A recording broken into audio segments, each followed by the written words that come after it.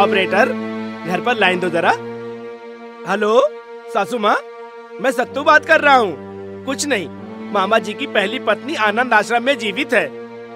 अब हम क्या करेंगे? कितना शुभ समाचार सुनाया तुमने। अब हम तुरंत आनंद आश्रम जाकर यशोदा के पैर पकड़कर माफी मांगेंगे और उसे घर लेकर आएंगे। विजय, गुड न्यूज, संजना की सगी माँ जिंदा है। तुम सच कह रहे हो? मेरी माँ जिंदा है? हाँ बहन, आश्रम से स्वामी जी ने आकर कहा तुम्हारी माँ उनके पास है। किसने बताया? सत्य प्रकाश ये बात कांता जी से फोन पर कह रहा था, मैंने सुना है। अच्छा, तो चंद्रमोहन को अरेस्ट कराने के लिए पूरा खेल खेला गया था। विजय, देखो तुम लोग दोनों यहाँ पर रहो और अपना ख्याल रखो। तुम लोग साथ चलोगे तो उनकी जान को खतरा होगा। फिक्र मत करो, हमें कुछ नहीं होगा। चल यार।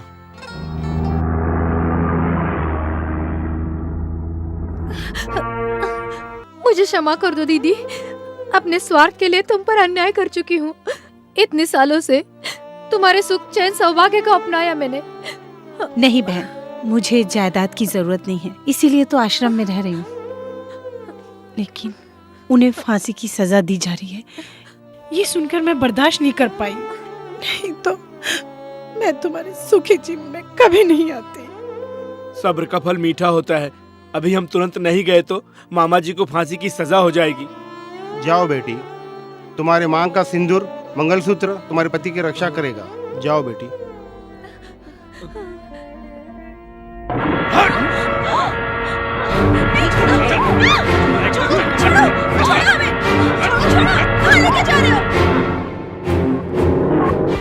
नमस्कार स्वामी जी। नमस्कार। ये चंद्रमोहन जी की पत्नी यशोदा जी। हाँ, यशोदा बेटी, कांता जी को सत्यप्रकाश आकर कोर्ट में गवाही देना है बोलकर अभी लेकर गया। ऐसा क्या? वो लोग झूठ बोलकर उन्हें यहाँ से ले गए हैं। चलो चले।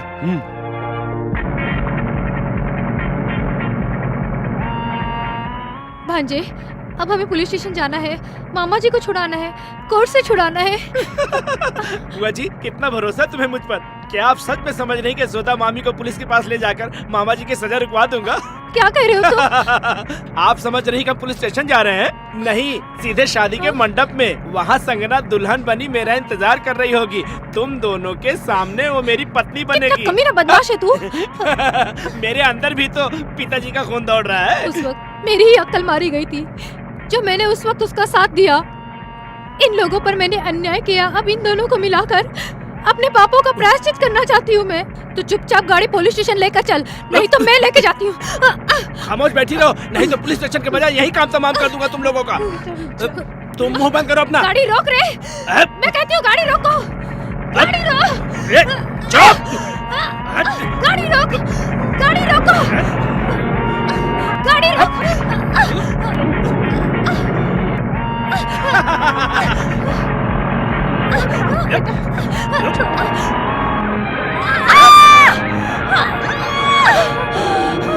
रोक दे बेटा, गाड़ी रोक दे। रुको रुको रुको। सुनो। अरे क्या हुआ आपको? क्या हुआ? क्या हो गया माँ जी?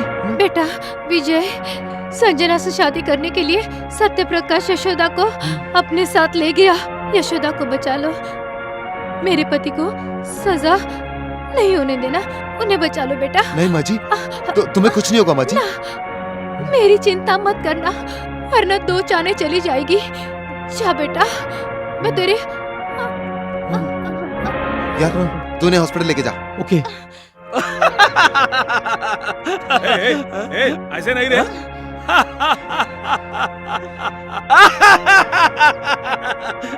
देखा मेरा अरेंजमेंट सासू माँ? इधर है शादी का मंडप, उधर है सुहागरात की सेज। तुम्हारी बेटी को इज्जत के साथ भेजोगी तो हम दोनों पहले उस मंडप में शादी करेंगे। नहीं तो अपनी आंखों से इनकी सुहागरात का आंखों देखा हाल देखो। उसका जीवन बर्बाद मत करो। तो फिर तुरंत इन दोनों की शादी करवाकर इन्हें आशीर्वाद देकर भेजो। ये शादी तुम्हारी मर्जी से हुई ऐसा हमें फोटो चाहिए। तुम लोग चाहे कुछ भी कर लो, मैं उस बेवकूफ से शादी नहीं करूंगी। उसकी जरूरत नहीं है, मैं खुद ही पहनाता हूँ। ए, तेरे बाप और बुआ के अत्याचार से ही हमारा घर संसार बर्बाद हुआ था। 20 साल से मैं अपनी बेटी से दूर रह रही हूँ। मेरी ममता को मार के जायदाद तुम्हारे नाम लिखी है, और क्यों इतना अत्याचार कर रहे हो हम लोगों पर? सासू माँ, तुम्हारे पति की सासें मेरे दया का इंतजार कर रही हैं। अगर तुम नहीं गई तो कोर्ट तुम्हारे पति को फांसी की सजा दे देगा। अगर हमारा कहना तुम मान गई तो कोर्ट जाकर अपने पति को बचा सकती हो, इसके बाद अपने पति को छुड़ाकर आश्रम जा सकती हो। हाँ, पूरी जायदाद तुम्हारे नाम लिख देती हूँ, हम लोगों को छोड़ दो। सासू माँ, तुम दुनिया की नजरों में मर चुकी हो। हम तुम्हें जिंदा देखना नहीं चाहते हैं। संजना का पति ही सारी जायदाद का मालिक बनेगा, क्या हम नहीं जानते? ए सत्य प्रकाश, अभी तक तूने बहुत बार कोशिश की। जितनी बार भी कोशिश किया तूने, उतनी बार मेरे भाई ने तुझे कुत्ते की तरह पीटा। तू अगर जबरदस्ती शादी भी करेगा तो संजना मंगलसूत्र तार के फेंक देगी। इसलिए यहीं पर सुहाग रात का भी इंतजाम किया है। अरे बेटा, इन्हें मंत्रों की शादी की जरूरत नहीं है, बातों से काम नहीं होगा, जबरदस्ती सुहाग रात मनाओ। आहा, कितने सालों बाद मेरा सपना पूरा हो रहा है।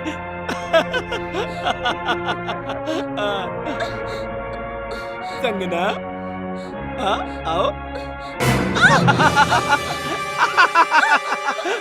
छोड़ो, छोड़ो मुझे, मैं कहती हूँ छोड़ो।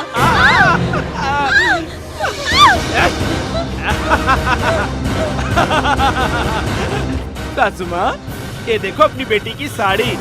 शादी करवाओगी या नहीं? तुम इंसान नहीं हैवान हो। बताता हूँ।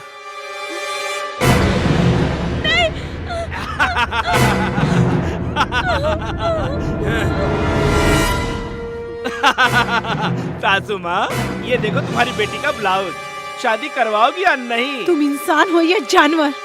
शादी का समय हो रहा है, तुरंत डिसीजन लो।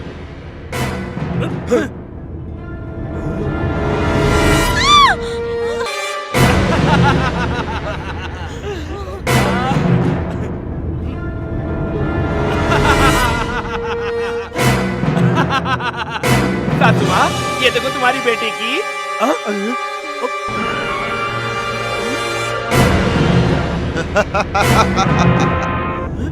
तुम हो? श्री कृष्ण ने द्रौपदी को बचाया था और मैं अपनी बीवी को।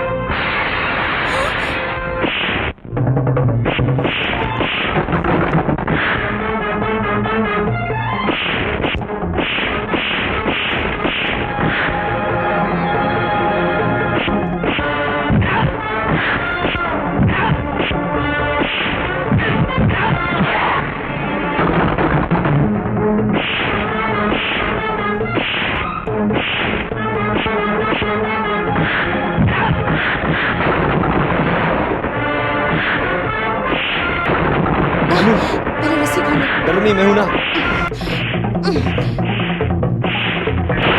अबे पंडित, ऐसी शादी कितनी बार करवाई तूने? हाँ? क्षमा कर दो। तेरी तो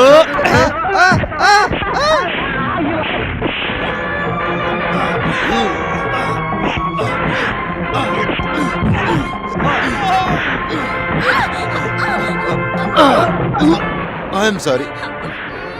थैंक यू। संगना, तुम इसको चूम रही हो, मैं भी तुम्हें चूमूंगा। तेरी तो साले।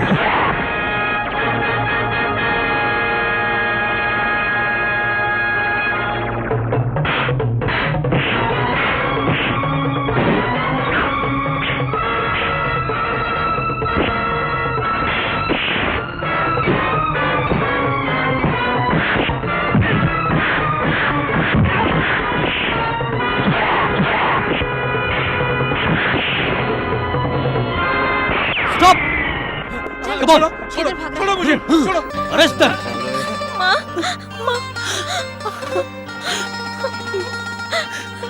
माँ कितने सालों बाद तुझे देख रही हूँ।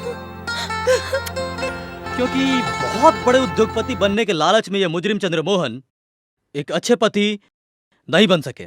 जायदाद के लिए अपनी धर्मपत्नी की निर्मम तरीके से हत्या करके एक बहुत बड़ा गुनाह किया है, इसलिए इन्हें फांसी की सजा दी जाए। रुकिए रुकिए, वो हत्यारे नहीं है, मैं जिंदा हूँ। Order order. बहन, आपको जो कुछ भी बोलना है इस कटघरे में आके बोलिए। जज साहब, मैं जी नहीं पाऊंगा, मुझे फांसी की सजा दे दीजिए। इन्हें इस केस में बोलने का कोई भी अधिकार नहीं है जज साहब। मैंने एक बेटी को उसकी माँ से जुदा करने का पाप किया है जज साहब। उसकी सजा मुझे मिलनी चाहिए, उसकी सजा मुझे मिलनी चाहिए जज साहब, मुझे मिलनी चाहिए। मुझे सजा दीजिए जज साहब, मुझे सजा इस केस में चंद्रमोहन को निर्दोष पाया गया है, इसलिए उन्हें बाइज्जत बरी किया जाता है।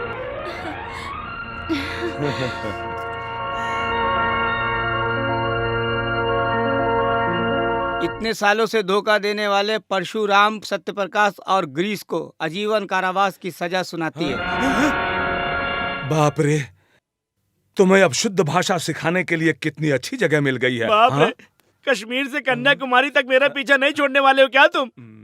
जज साहब, दया करके हम दोनों को एक ही सेल में नहीं रखने की आज्ञा दीजिए।